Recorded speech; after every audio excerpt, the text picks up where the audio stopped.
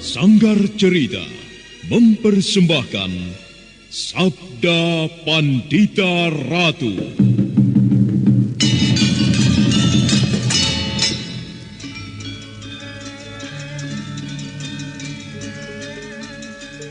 Apa yang kau lakukan di Kediri?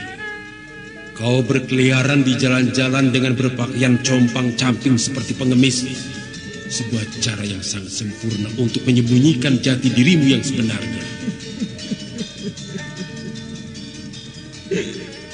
Kalau kau melihatku dalam keadaan seperti ini, karena memang seperti inilah aku akan mengamuk. Aku akan mencari kematian. Bumi ini sudah terlalu lama ketempatan tubuhnya yang penuh kotoran. Sekaranglah saatnya aku menemukan jalan kematian yang paling sesuai. Aku Kumbakarna.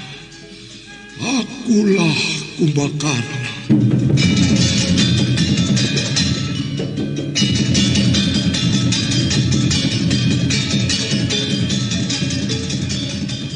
Sabda Pandita Ratu, sebuah kisah penuh dilema, tragedi cinta anak manusia, perebutan tahta, mabuk harta dan duniawi, serta silaunya kehormatan, di mana keangkara murkaan merajalela karena dendam yang membara.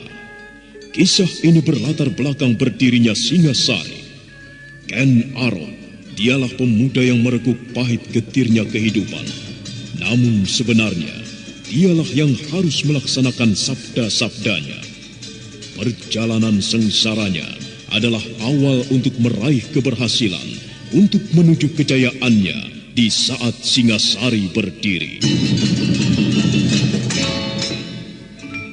Apakah cita-citamu itu, Ken Umang? Aku ingin mengubah nasibku. Aku bosan dengan kehidupanku selama ini yang terlunta-lunta, akrab dalam pelukan kemelaratan. Kadangkala aku berangan-angan, aku adalah seorang istri dari Patih. Bahkan lebih gila lagi, aku berangan-angan, andai kata aku adalah seorang permaisuri, maka akan terhapus semua masa silamku, terhapus lenyap, tidak bersisa semua kenangan buruk yang kumiliki. Itulah cita-citaku, Kakang Ken Arok. Bagaimana dengan kau, Kakang? Aku ingin menjadi seorang raja.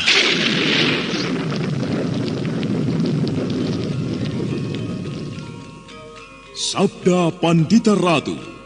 Naskah ditulis oleh Pondra Swasti Langit, diolah oleh Agung Bahrodi, didukung oleh artis-artis terkemuka Ferry Fadli, Eli Ermawati, M. Abud, Ivone Rose, dan lain-lain. Teknik dan montase Ibing Arifin, dengan sutradara Dian Pertiwi. Sabda Pandita Ratu, kali ini dalam episode ke-14 dengan judul Raja Kalacakra.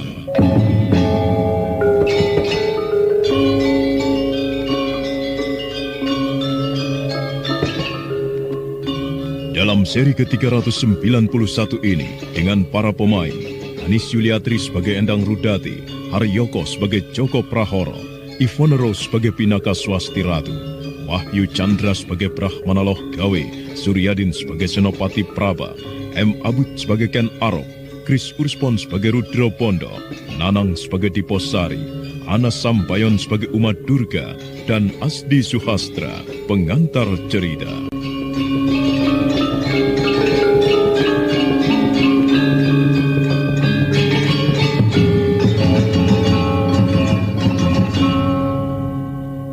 Waktu terus bergerak. Tengah malam telah terlampaui.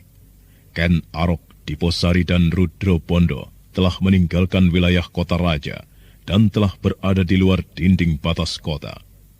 Bulan sepenggal yang telah beberapa hari melewati purnama mulai muncul di langit timur. Bintang-bintang bertaburan tanpa bersentuhan dengan awan. Dan di sebuah bulak di tepi sungai, Ken Arok berhenti. Telah beberapa hari kita menyusup ke Kediri. Kita telah melihat dengan mata dan kepala sendiri persiapan-persiapan yang terjadi di Kediri. Temenggung Yuda Paksa benar-benar menyiapkan sebuah peperangan besar. Kita tidak bisa mengabaikan persiapan mereka. Pertempuran yang terjadi itu akan menjadi telaga darah. Lalu apa yang akan kita lakukan? Kita akan membuat orang-orang Kediri itu menjadi gelisah dan kemudian putus asa. Kita mengulur waktu sambil membuat keadaan di Kediri sendiri menjadi mendidih. Aku akan kembali ke Tumapel. Kau, Kakang Diposari, sebaiknya kau masih tetap berada di Kediri untuk memimpin orang-orang yang harus menggerogoti nama prajurit Kediri. Sehingga kepercayaan terhadap prajurit Kediri yang mestinya menjadi pengayoman itu menjadi goyah. Masih aku perkenankan untuk merampok, tetapi tidak untuk membunuh dan memperkosa. Sekali lagi, tidak untuk membunuh dan memperkosa. Siapapun yang melakukan, aku sendiri yang akan menjatuhkan hukuman kepadanya. Baik, Ken Arok. Aku mengerti. Sejak semula aku tidak sependapat dengan pemerkosaan yang dilakukan para prajurit itu. Meskipun tujuannya adalah untuk menghancurkan nama prajurit Kediri. Bagaimana dengan aku? Kembali ke Ganter. Laporkan perkembangan yang terjadi dan terakhir di Kediri ini pada Tuan Ranggalampitan. Dalam sepekan ini, para prajurit yang akan menyerang Kediri baik dari Tumapel atau dari Pakuan lain yang mendukung akan berkumpul di Ganter semuanya. Tentu saja perlu disiapkan segala sesuatunya. Perkemahan yang dibutuhkan oleh mereka. Mengenai ransum, Ganter tidak perlu mempersoalkan. Namun yang lebih dari itu, harus diusahakan di antara kawan sesama prajurit tidak saling bertengkar. Persaingan atau rasa lebih tinggi antara satu dan lain biasanya justru akan berakibat perkelahian. Segala sesuatunya akan dipersiapkan. Baiklah, kita berpisah di sini.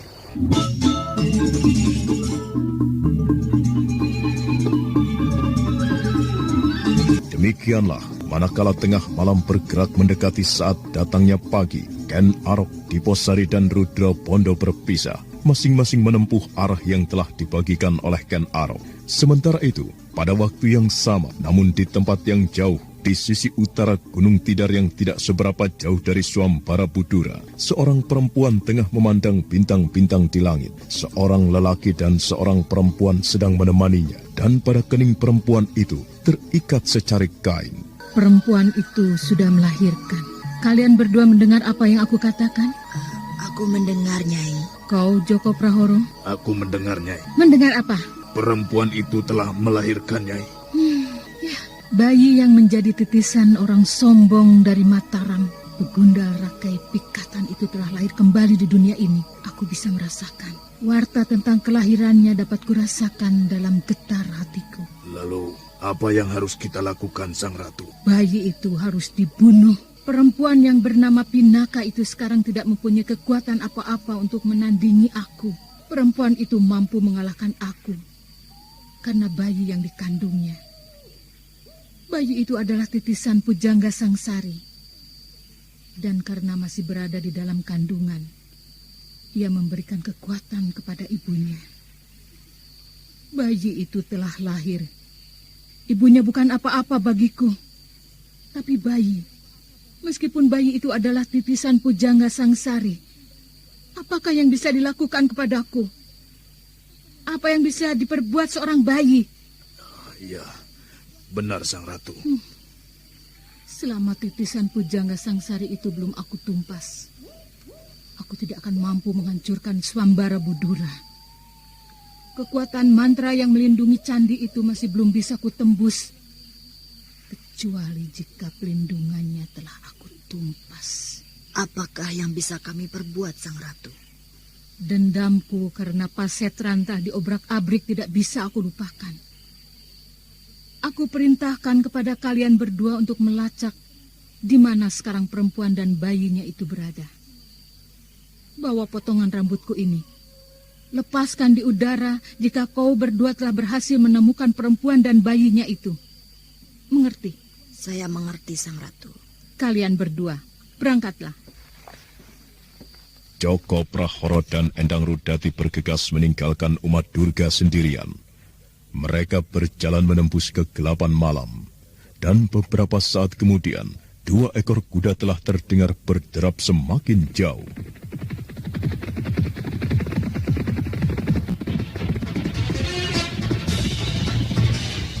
Beberapa saat lamanya, Uma Durga masih berdiri termangu, matanya bagaikan kosong memandang ke suatu arah yang tak bertepi. Namun sesaat lain, manakala dadanya mengombak bergelombang, tatapan perempuan itu berubah menjadi beringas. Nah, apa yang bergolak di dadanya? Uma Durga Parabandari sendiri yang bisa merasakannya. Pujangga Mataram, Sang Maharasi Sangsari, kau boleh menang melawanku saat itu.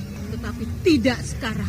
Akan ku minum darahmu. Sesaat kemudian Uma Durga membalik dan melangkah menuju ke sebuah tebing yang terjal. Melalui sebuah jalan setapak yang bagaikan jalan tikus, perempuan itu masuk ke dalam sebuah gua persembunyian. Apa yang sedang kau renungkan, Nyai Pinaka? Aku telah melahirkan, Bapak. Lalu bagaimana selanjutnya? Nampaknya untuk beberapa lama kita harus berada di sini, Nyai. Aku berharap anak Mas Senopati Praba tidak keberatan. Aku yang tidak tahan. Nyai, baru semalam Nyai melahirkan. Apakah pagi ini Nyai akan memaksa diri untuk pergi? Kerinduanku pada patung ibuku di Gua Paralingga seperti tidak tertahankan lagi, Bapak. Aku ingin segera bertemu dengan ibuku. Tetapi tidak sekarang, Nyai. Paling tidak, kita harus menunggu barang sepekan lagi. Nah, pada saat itu, Nyai benar-benar dalam keadaan sehat. Aku cemas, Bapak. Cemas? Cemas tentang apa? Perempuan bernama Uma Durga itu akan segera datang kemari. Kelahiran bayiku pasti telah diketahuinya. Dengan ketajaman mata hatinya, ia mengetahui anakku telah lahir. Dengan mata hatinya pula, ia bisa mengintip di mana sekarang aku berada. Bapak, aku merasa aku sekarang tidak mampu melindungi anakku lagi. Kekuatan yang dalam beberapa bulan ini bersarang di dalam tubuhku telah lenyap, Bapak. Nyai yakin akan hal itu? Iya, aku telah mencobanya. Tapi ilmu kanuragan yang dahsyat itu telah lenyap. Aku kembali pada keadaanku semula. Ilmu kanuragan yang aku kuasai rasanya adalah ilmu kanuragan semula. Ilmu yang kupelajari dari ayah Galuh Urang dan ilmu yang aku warisi dari Paman Dewa Hastu. Ilmu yang beberapa bulan ini mengeram di tubuh Nyai sekarang berada di dalam tubuh anakmu itu, Nyai. Benar, Bapak. Akan tetapi, apakah yang bisa dilakukan oleh seorang bayi? Aku cemas. Kita harus meninggalkan rumah ini segera. Perkembangan yang terjadi antara Kediri dan Ganter juga kurang baik. Aku khawatir aku akan terlilit dalam putaran arus. Bapak bisa mengerti. Tetapi apakah Nyai merasa keadaan Nyai telah pulih sama sekali? Paralingga bukan tempat yang dekat. Jauh sekali, Nyai. Dibutuhkan waktu berhari-hari untuk sampai di sana. Aku merasa badanku cukup sehat, Bapak. Anakmu yang tidak akan kuat, Nyai. Tidak. Anakku adalah bayi pilihan. Bayi pilih tanding. Bayiku adalah bayi yang dilindungi takdir untuk tidak bermanja-manja. Bapak tidak usah mencemaskan anakku. Meski demikian, tentu tidak pada tempatnya jika hari ini juga kita meninggalkan tempat ini. Kita akan dicegah oleh anak Mas Senopati Praba. Ia tentu tidak akan membiarkan kepergian kita. Senopati Praba tentu bisa mengerti kesulitan kita, Bapak. Dan lagi... Kenapa? Apakah Senopati Praba itu belum beristri? Belum. Tatapan matanya kepadaku adalah tatapan mata seorang lelaki yang merasa kasihan melihat nasibku. Aku bisa merasakan hasratnya untuk memberikan perlindungan kepadaku. Dan aku tidak menghendaki hal itu, Bapak. Secepatnya kita pergi dari tempat ini semakin baik. Tetap saja tidak mungkin hari ini, Nyai. Baru semalam Nyai melahirkan. Dan itu tentu sangat tidak baik jika Nyai memaksa diri untuk menempuh perjalanan. Aku pernah mendengar sebuah kisah tentang seorang perempuan yang melahirkan ketika terjadi peperangan. Perempuan itu terpaksa melakukan perjalanan meskipun keadaannya demikian. Ternyata ia mampu. Apa yang kuhadapi lebih gawat, Bapak. Siapapun tidak bisa memberi perlindungan kepadaku jika perempuan itu datang. Meski Uma Durga berada di ujung timur atau barat dari Pulau Jawa ini, akan tetapi tempat kelahiran anakku ini telah ditandainya. Ia akan datang, Bapak. Sekarang aku bertanya kepada Bapak, apakah Bapak bisa memberikan perlindungan kepadaku, andai kata pemuja Durga itu datang? Anak Mas Senopati Praba datang, Nyai. Biarlah aku menemuinya dulu. Bagaimana anak Mas? Syukurlah Bapak. Tidak ada orang yang mengetahui bahwa semalam orang nomor 1 dari Tumapel telah berkunjung ke rumahku. Semula aku cemas. Namun rasa cemas itu kini telah terurai. Syukurlah. Aku merasa bersalah karena kehadiran musuh Kediri itu. Namun aku tahu, aku tidak bisa berbuat apa-apa terhadap Ken Arok. Namun sikapku tetap tegas dan jelas. Dalam peperangan yang akan terjadi, aku akan membela negeriku. Itu sikap dari prajurit sejati, anak Mas. Akan tetapi, Bapak, tiba-tiba sebuah pertanyaan menyelinap di dalam kepalaku. Siapakah sebenarnya yang bersalah di dalam peperangan ini? Atau kepada siapakah Bapak Brahmana Loh Gawe memihak? Apakah pada Kediri? Atau apakah pada Tumapel? Bapak tidak memihak kepada siapapun, anak Mas. Bapak tidak memihak kepada Kediri. Bapak juga tidak memihak kepada Tumapel. Di mata Bapak, peperangan itu menyengsarakan orang banyak. Orang kecil yang tidak tahu apa-apa. Dan umumnya mereka yang harus merasakan akibat paling pahit dari peperangan itu. Nah, andai kata ada orang yang tidak senang dengan peperangan, kesanalah Bapak akan memihak. Ya, itu sikap seorang Brahmana, Bapak. Namun, sikap seorang kesatria lain. Aku adalah seorang prajurit. Hidup dan matiku, atau benar dan salahku, aku harus memihak kepada Kediri. Aku adalah prajurit Kediri. Bapak bisa mengerti, anak Mas. Memang demikianlah seharusnya. Tetapi jika Bapak boleh mengetahui perkembangan apakah yang terjadi pada saat ini, bagaimana dengan sikap Baginda Kertajaya? Aku belum mendengarkannya, Bapak. Akan tetapi persiapan-persiapan perang semakin meningkat. Temenggung Yuda Paksa telah mempersiapkan sebuah kubangan darah bagi Tumapel dan Ganter.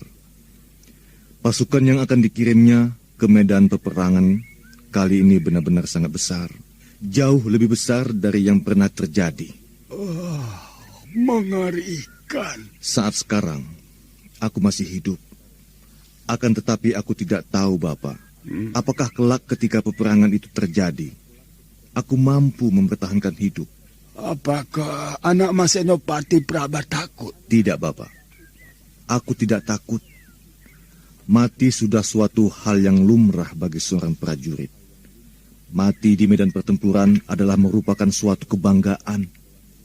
Aku siap menghadapinya, Bapak. Bagaimana dengan keluarga anak Mas? Tidak ada yang menangisi jika aku mati, Bapak Brahmana. Aku sudah tidak mempunyai orang tua. Istri aku belum punya. Aku tidak cemas untuk hal itu. Beberapa saat waktu bergeser, hingga kemudian pembicaraan itu beralih pada Pinaka Swasti Ratu. Bapak, kalau boleh aku mengetahui, siapakah Kameswara yang namanya telah disebut-sebut oleh Ken Arok itu? Kameswara adalah ayah dari bayi itu. Oh. Ya. Lalu? Karena ketidaktahuan, Kameswara telah mengawini kakaknya sendiri.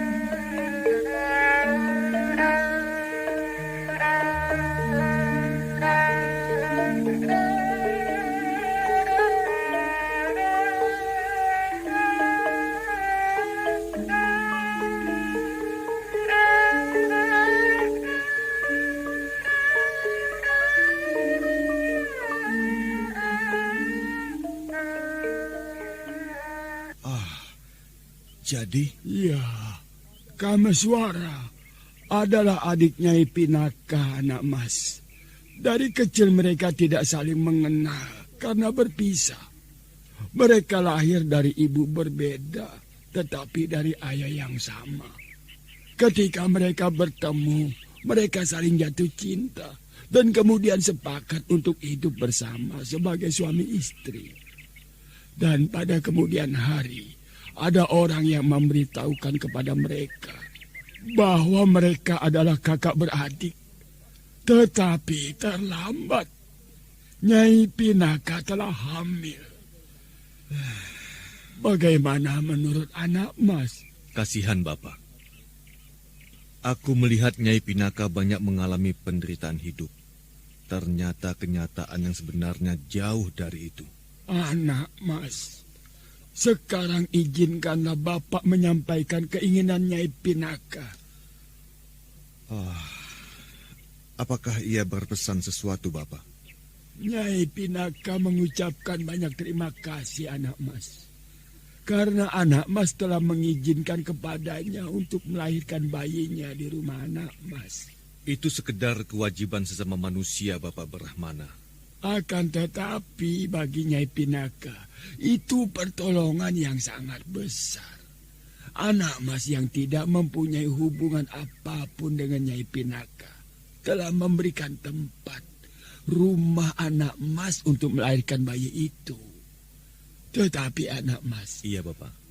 Mohon anak mas tidak berprasangka buruk macam apapun. Jika Nyai Pinaka berkeras hati, berkeinginan segera meninggalkan tempat ini. Kenapa, Bapak? Banyak hal yang menjadi penyebabnya, anak mas. Terutama adalah keselamatan Nyai Pinaka dan bayinya. Sebagaimana anak mas pasti mengetahui, perempuan titisan pemuja Durga dari zaman Mataram itu tentu akan memburunya. Menurut Nyai Pinaka, perempuan bermata tiga itu pasti telah mengetahui tempat ini dan telah menandainya. Dalam waktu yang tidak lama lagi, tempat ini pasti akan didatanginya. Nah, itulah sebabnya Nyai Pinaka harus segera menghindar. Akan tetapi, bukankah ia baru saja melahirkan Bapak? Apakah aku akan membiarkan ia meninggalkan rumah ini? Aku juga telah mengatakan demikian kepadanya. Akan tetapi, ketika ia bertanya, apakah aku bisa memberikan perlindungan jika perempuan bernama Uma Durga itu datang ke tempat ini? Nyai Pinaka yang sekarang berbeda dengan sebelumnya. Kesaktian yang dimilikinya yang berasal dari peristiwa luar biasa di Candi Swambara Budura itu telah lenyap bersama dengan kelahiran anaknya. Kesaktian itu telah berpindah kepada anaknya. Tetapi anaknya hanyalah seorang bayi. Apa yang bisa dilakukan seorang bayi? Apakah bayi harus memberikan perlindungan kepada ibunya? Bagaimana, anak mas? Pertanyaan itu seperti tertuju kepadaku sendiri, Bapak. Apakah aku akan bisa memberikan perlindungan jika musuhnya itu datang? Ya. Bagaimana? Anak mas berkenan mengizinkannya meninggalkan rumah ini. Sebenarnya, betapa ingin aku mengorbankan diriku, andai kata diperlukan untuk membelanya Bapak Logawe. Dada Brahmana Logawe berdesir. Ternyata benar apa yang telah dikatakan oleh Pinaka Swasti Ratu, bahwa dari tatapan mata Senopati itu seperti tersirat keinginan untuk melindungi atau keinginan untuk berkorban apapun. Dan jika ditelusuri, dorongan apakah yang menyebabkan Senopati Praba berkeinginan seperti itu? Brahmana Logawe sibuk menebak-nebak. Nyai Pinaka tentu akan sangat berterima kasih dengan sikap anak mas itu. Tetapi di sini anak mas mempunyai kewajiban yang tidak bisa ditinggalkan. Anak mas adalah seorang senopati yang menindihi beberapa orang prajurit yang bertanggung jawab atas tugas-tugas itu. Bapak akan membawa Adi Pinaka ke tempat yang bernama Paralingga itu? Benar anak mas. Baiklah Bapak, aku tidak bisa menghalangi. Alasan yang Bapak sampaikan sedemikian mendesak, ternyata aku tidak mampu mencegah. Meskipun hatiku sangat gelisah membayangkan Adi Pinaka menempuh perjalanan jauh, padahal baru saja melahirkan. Lagi pula, bayi itu... Mungkin benar yang dikatakan Nyai Pinaka. Bayi itu akan selamat meskipun mengalami peristiwa apapun. Bayi itu adalah bayi yang tidak lumrah, anak mas. Baiklah Bapak, aku sekarang akan menemui Nyai Pinaka. Oh, silakan anak mas. Senopati Praba bergegas masuk ke bilik pribadinya yang dipergunakan oleh Pinaka. Namun dia tidak melanjutkan langkahnya masuk ke ruang itu. Ketika melihat Pinaka sedang menyusui bayinya, Senopati Praba memerlukan waktu beberapa saat untuk memberikan kesempatan pada Pinaka menyusui anaknya. Ada masalah apa dengan bayimu, Nyai? Tidak, Tuan. Aku baru saja menyusui dan ia minum dengan lahapnya.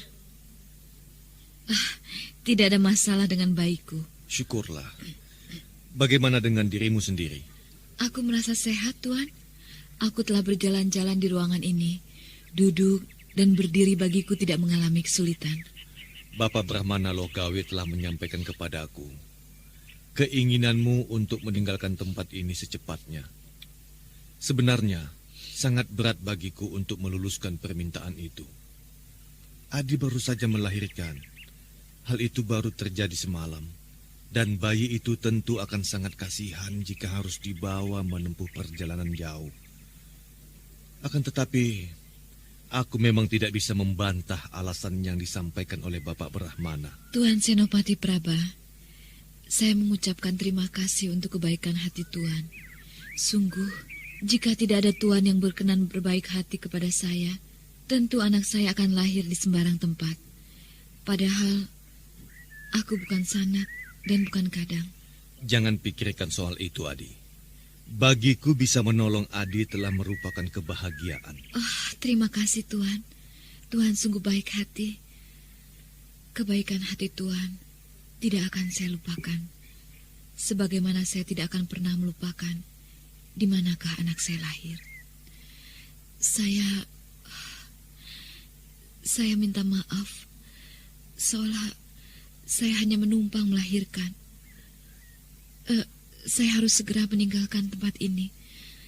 Karena saya yakin tempat ini pasti telah ditandai oleh perempuan pemuja Batari Durga yang sangat berbahaya itu. Iya, aku mengerti, Adi. Aku bisa mengerti kesulitanmu.